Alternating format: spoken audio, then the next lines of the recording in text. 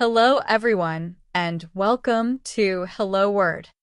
I'm your host, Alex, and I'm thrilled to have you join me today as we explore another fascinating word in the English language. Today's word is dry. So, what does dry mean? Well, simply put, dry means without moisture, not wet or damp.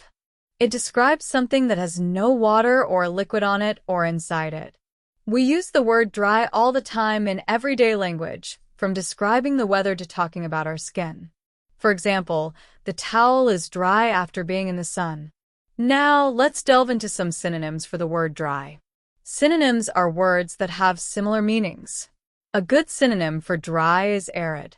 We often use arid to describe landscapes or climates.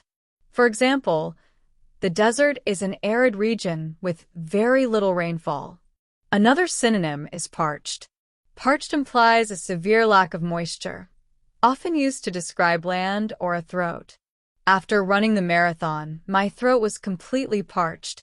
We can also use the word desiccated, which is a more formal synonym meaning completely dry. Think of desiccated coconut, for example. The desiccated leaves crunched under my feet. A slightly less intense synonym is waterless. The explorers crossed the waterless plain. One more synonym to consider is drained, especially when talking about removing liquid from something.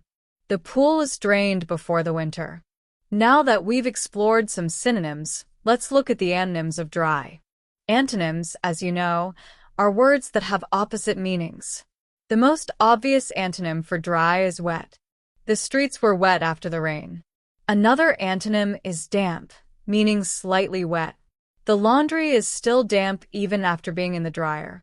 We can also use the word moist as an antonym, implying a slight amount of water or liquid.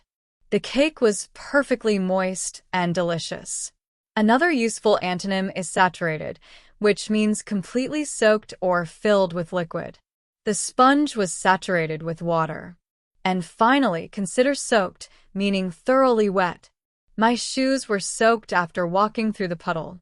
Now, let's see how we can use the word dry in everyday life. You might say, please use a dry cloth to wipe the table. Or, I need to find some dry firewood to start the campfire. We often talk about the weather being dry, meaning there is no rain. It was a dry day, perfect for a picnic. You can also use dry to describe your skin. I have very dry skin, especially in the winter. Sometimes, we even use dry in a humorous way, describing someone's sense of humor as dry. This means they make witty remarks with a straight face. He has a very dry sense of humor. You never know if he's joking. Let's look at some more usage examples of dry in sentences and phrases. The Sahara Desert is a very dry place. Please make sure the dishes are completely dry before putting them away. The paint is dry now, so you can touch it. I need a dry towel to dry my hair. Dry your tears. Everything will be all right. He gave a dry cough. The well ran dry during the drought. I prefer my martini dry. Avoid eating dry bread. She keeps a dry wit, making everyone laugh. So, to summarize, dry means without moisture. We've learned some synonyms like arid, parched, and desiccated, and some antonyms like wet, damp, and moist. We've also seen how dry is used in many everyday situations, from describing the weather and our skin to talking about humor. Remember, practice makes perfect, so try to use the word dry in your conversations today. Thank you for joining me on Hello Word today. I hope you found this episode helpful. Remember to subscribe to the podcast and leave a review. Your support helps others find our show and learn English too. And now I have a challenge for you. Create your own sentence using the word dry and share it as a comment under this video. I can't wait to read your examples. See you next time.